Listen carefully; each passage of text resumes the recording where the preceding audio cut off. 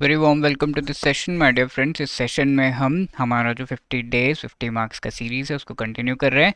So we are discussing the most important topics जिनसे questions previously आ चुके हैं in this particular session. And this session is related to the I and I F S component, जहाँ पर हम most important topics और उनसे किस तरह के क्वेश्चंस पूछे गए हैं और कैसे क्वेश्चंस पूछे जा सकते हैं और कौन से टॉपिक से क्वेश्चंस आगे पूछा जा सकता है, वो सारी चीज़ें डिस्कस कर रहे हैं। Before moving ahead, let me just remind you, if you are preparing for the JIB exam, then you should definitely consider some guidance। अगर आपके पास टाइम की कमी है या फिर आपको बुक से समझ में नहीं आ रहा है, तो we have master course at Edutap, जहाँ पर आपके चारों जो कंपोनेंट्स हैं ऑफ द JIB एग्जाम या फिर इवन इंडिविजुअल कंपोनेंट रिलेटेड आपको recorded videos along with each and every chapter के साथ chapter wise quiz, full and mock test, short notes as well as जो लाइव क्लासेस है before the exam उनके through पढ़ाया जा रहा है, राइट। तो all of these will definitely help you in preparing very well for the exam. And अगर आप अभी अवेल करें तो JIB 75 कोड का यूसेज कर सकते हैं, जिससे 75% का डिस्काउंट आपको मिल रहा है। इसके साथ साथ लाइव क्लासेस हमारे चल रहे हैं सुपर क्रैश कोर्स में, जहाँ पर जो हमारा प्रेजेंटली लाइव क्लासेस के थ्रू आपको इन जो इंपॉर्टेंट टॉपिक्स उन सभी को पढ़ाया जा रहा है, राइट। इसके लिंक्स आपको डिस्क्रिप्शन में मिल जाएंगे, you can enrol very quickly, right.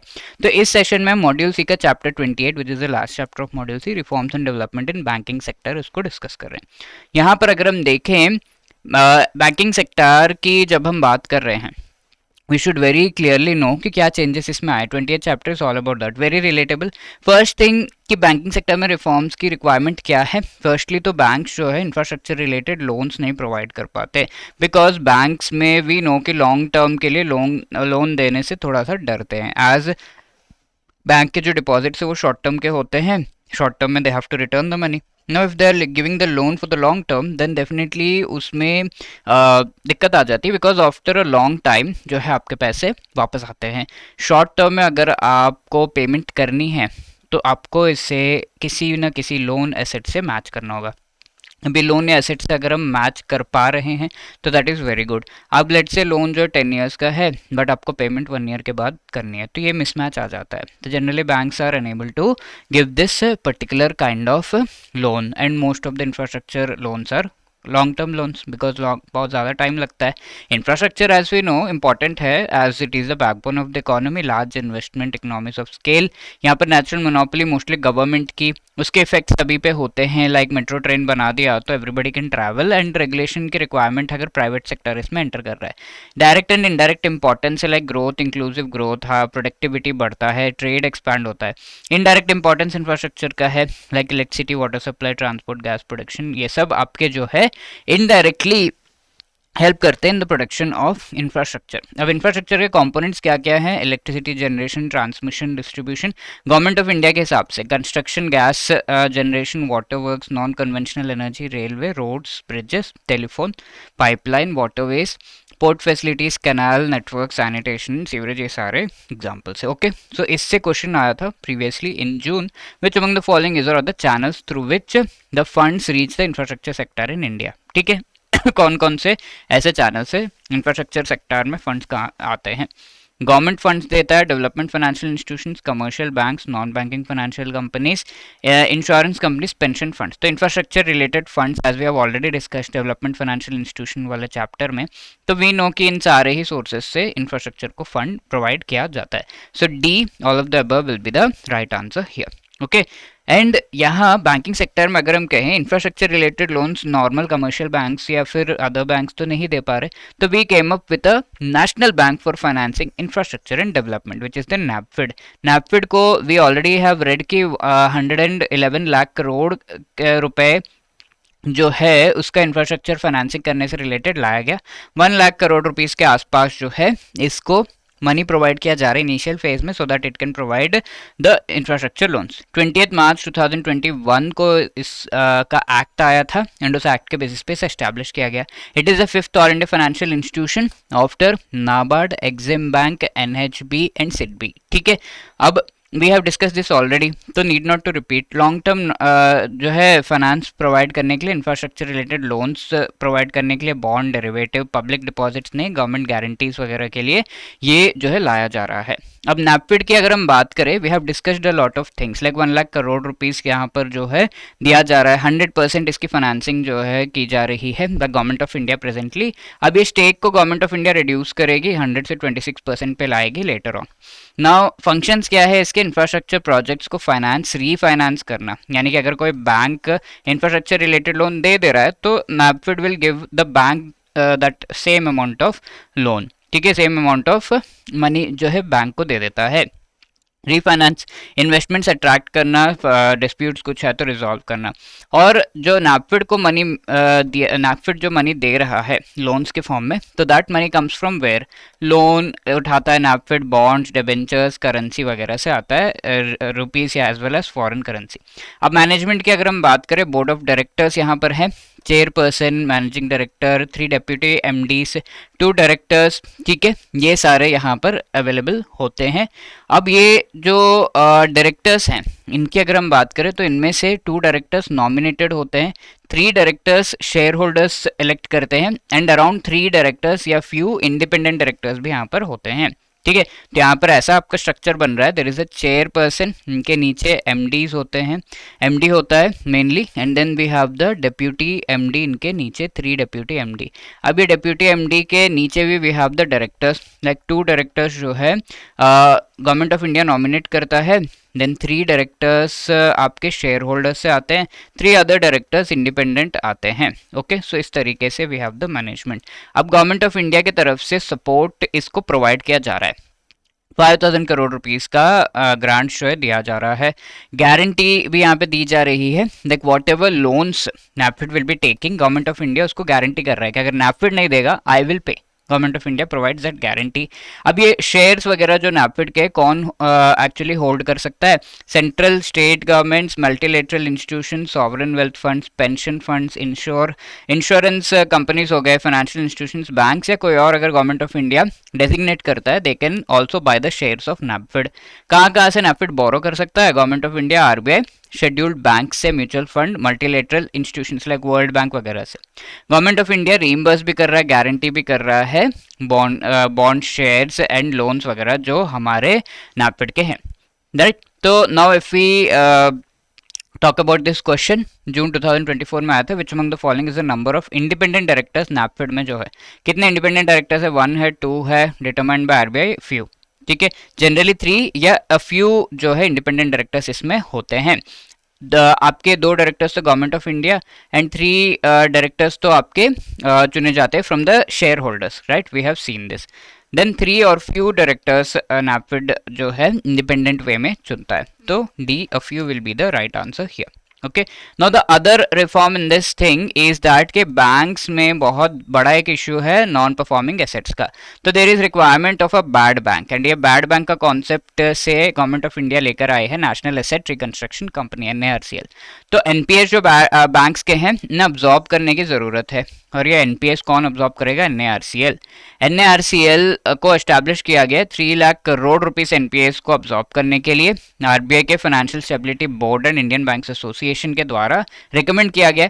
NARCL 7 जुलाई 2021 को एक कंपनी बन गया। मेन ऑब्जेक्टिव इज लोन्स का रिकवरी, और बैंक्स का जो बैड लोन्स है, एनपीएस है, नॉन परफॉर्मिंग एसेट है, उसकी वजह से बैंक का बैलेंस शीट भरा होता है। लाइक अगर आप लॉस एसेट को रख रहे हैं अपने पास, तो 100% उसके सामने कैपिटल प्रोविजनिंग करनी होती है, you know better about it, ठीक है। आपको पता होगा कि अगर आपके पास लॉस एसेट है, loss asset is the highest form of NPA, इसमें अगर आप लेट्स से 100 करोड़ रुपीस का लॉस एसेट है, तो you have to maintain 100 crore rupees as a capital with yourself, ठीक है। तो ये तो बहुत बड़ा इश्यू है जब तक आप रिकवर नहीं कर लेते, तो दैट इज वाई इन लोन्स को ये NARCL बाई कर लेगा।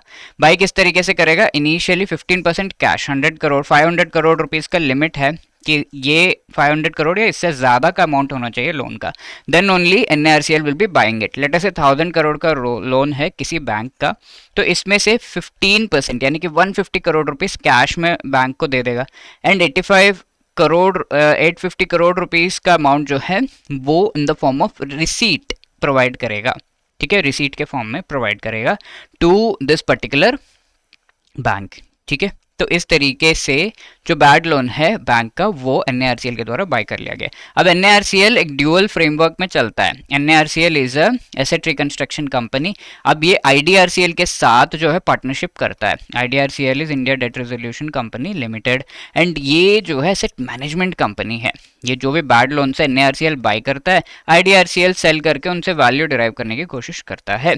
तो these both have a partnership. NARCL is public sector company जहां पर 51% से ज्यादा स्टेक जो है public sector banks and institutions hold करते हैं। IDRCL is a private sector company जहां पर 49% या उससे कम का जो शेयर होल्डिंग है वो public sector banks and financial institutions का है। ठीक है, तो मिनिमम जो अमाउंट है वो हम कह सकते हैं 500 करोड़ रुपीस का है एंड 30,600 करोड़ रुपीस का गारंटी भी है, यानी कि अपना लोन दो एंड अगर NARCL नहीं पे करेगा आई विल पे, ऐसा गवर्नमेंट ऑफ इंडिया गारंटी भी देता है। ओके, तो NARCL रिलेटेड ये क्वेश्चन था।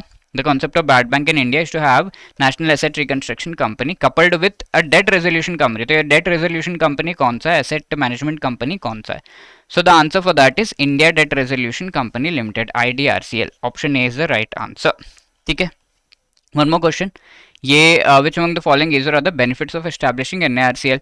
Take over NPS from banks, yes. Free up balance sheet of the bank, yes. Aggregate and consolidate stressed assets for their resolution, yes. All the three are correct, so D will be the right answer. ठीक है, अब module D का chapter number 29 हम discuss कर रहे हैं because 28 छोटा chapter है, 29 भी छोटा सा चैप्टर है in module D. So we have entered from C to D right now.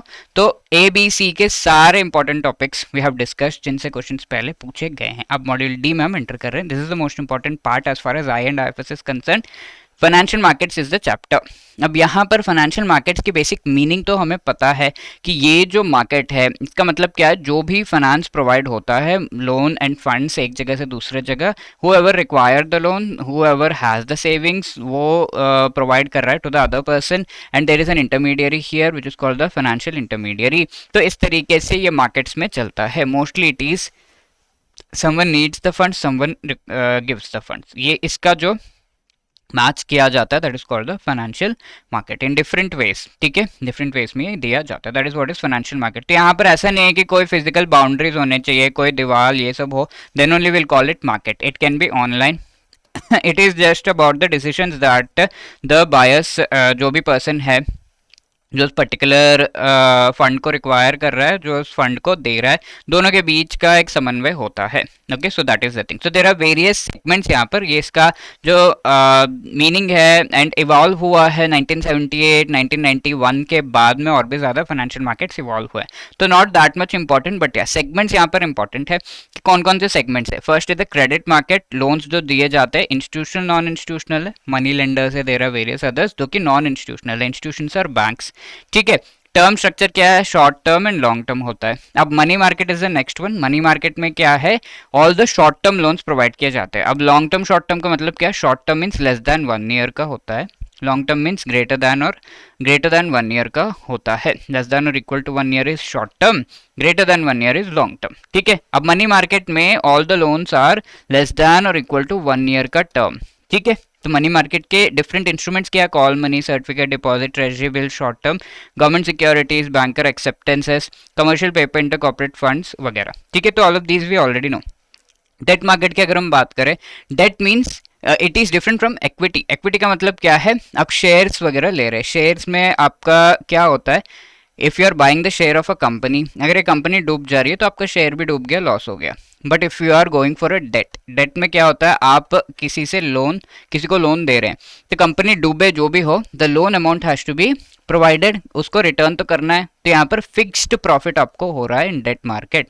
Bond अगर किसी ने खरीदा है तो फिक्स्ड वे में फिक्स्ड प्रॉफिट उसको मिलेगा, पक्का पक्का, कंपनी डूबे जाए जहाँ भी जाए उसका प्रॉफिट उससे मिलेगा। बट शेयर्स में ऐसा नहीं है, कंपनी को प्रॉफिट हुआ तो you will get, company loss में जा रहा है तो you will also bear the loss.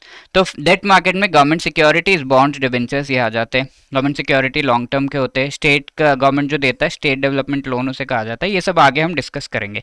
This chapter is just an introduction like an overview of module D. तो bonds is long term instrument, debentures is infrastructure related.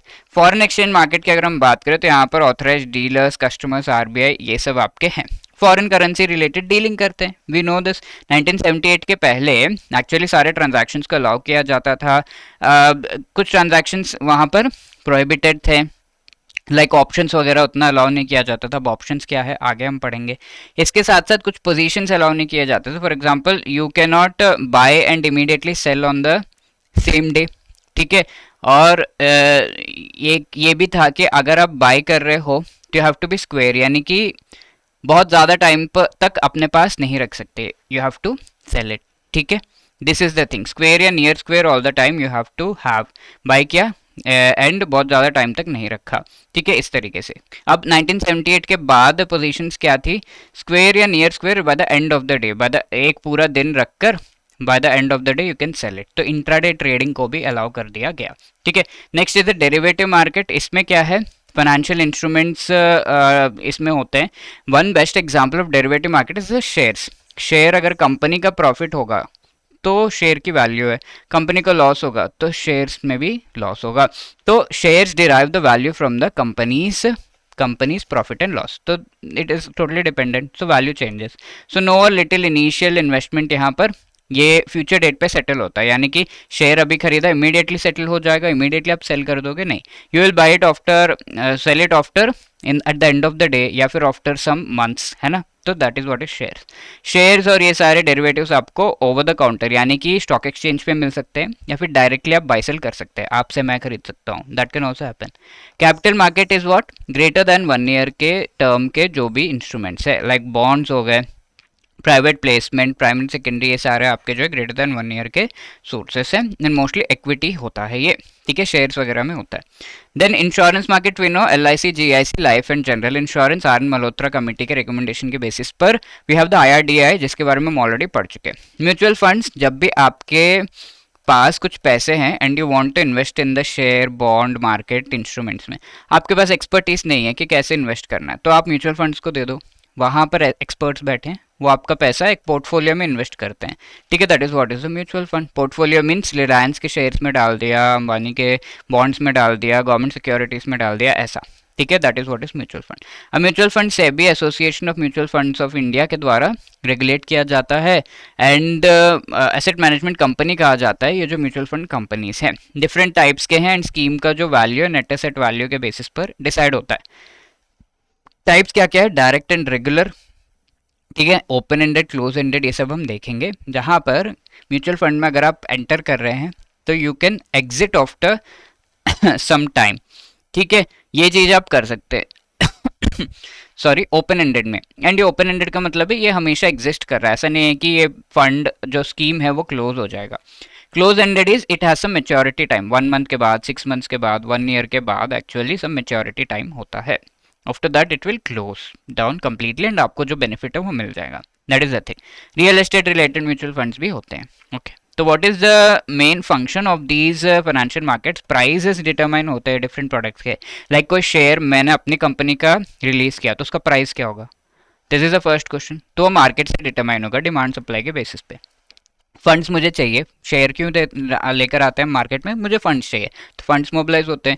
Liquidity है, मेरा share, मेरी company अच्छी है, अच्छे से लिस्ट हो गई तो people will start buying the shares, है ना। लिक्विडिटी, जब भी मैं सेल करूं मुझे शेयर्स के बायर्स मिल जाएंगे। रिस्क शेयर हो रहा है, यानी कि अगर कोई लॉस होता है मेरी कंपनी को तो शेयर होल्डर्स को भी लॉस हो रहा है, तो मेरा रिस्क मैंने शेयर कर दिया उनके साथ। एक्सेस ईजी है बिकॉज स्टॉक एक्सचेंज है, OTC over the counter dealing है, एवरीथिंग। कॉस्ट रिड्यूस हो रहा है because you can directly issue the shares and all, and stock exchange वगैरह आपको हेल्प कर देते हैं। कैपिटल फॉर्म हो रहा है जहाँ पर आप शेयर्स वगैरह इशू करके प्रॉफिट कर रहे हैं and then you are giving the returns to the people. Now the fourth thing in this chapter is price discovery, जो कि एक इंपॉर्टेंट फंक्शन है। यहाँ पर हमने देखा प्राइस डिटर्मिनेशन, प्राइस डिस्कवरी। तो प्राइजेस जो डिफरेंट शेयर्स बॉन्ड्स के हैं वो based upon demand and supply and उनके इक्विलिब्रियम के बेसिस पे होता है। There are other factors, supply demand, अगर डिमांड ज़्यादा है तो प्राइस ज़्यादा होगा, सप्लाई उसको इक्वल हो रहा है तो इक्विलिब्रियम पे होगा प्राइस, ऐसा। एटीट्यूड्स टू रिस्क, कौन कितना रिस्क उठाना चाहता है उसके बेसिस पर आपका प्राइस होगा, उसके बेसिस पर आपका जो रिटर्न भी होगा। बहुत ज़्यादा रिस्की है, कॉर्पोरेट बॉन्ड्स है तो आपको ज़्यादा परसेंटेज इंटरेस्ट देना पड़ेगा। Government security which is not that risky, gilt edge funds इन्हें कहा जाता है, बॉन्ड्स कहा जाता है, तो उस पर आपको रिटर्न ज़्यादा देने की ज़रूरत नहीं है, तो based upon risk taking, volatility यानी कि मार्केट कितना वॉलेटाइल है, अगर बहुत ज़्यादा वॉलेटाइल है उसको प्राइसेस ऊपर नीचे होते हैं, नहीं है चेंजेस बहुत ज़्यादा नहीं आ रहे हैं तो प्राइसेस भी फिक्स्ड रहते हैं mostly. Available information like RBI ये कह रहा है कि भाई टुमारो जो है we are going to come up with the let us say auction of the government securities, तो this is something good, people will be ready to buy it, ठीक है, बेस्ड अपॉन इन्फॉर्मेशन। और government of India ये कह रहा है कि कल बजट आएगा, तो बेस्ड अपॉन दैट हमारा शेयर मार्केट जो है वो होल्ड पर रहेगा एंड बजट आने के बाद जो जो किया गया उसके बेसिस पे ऊपर जाएगा नीचे जाएगा, that thing will be done.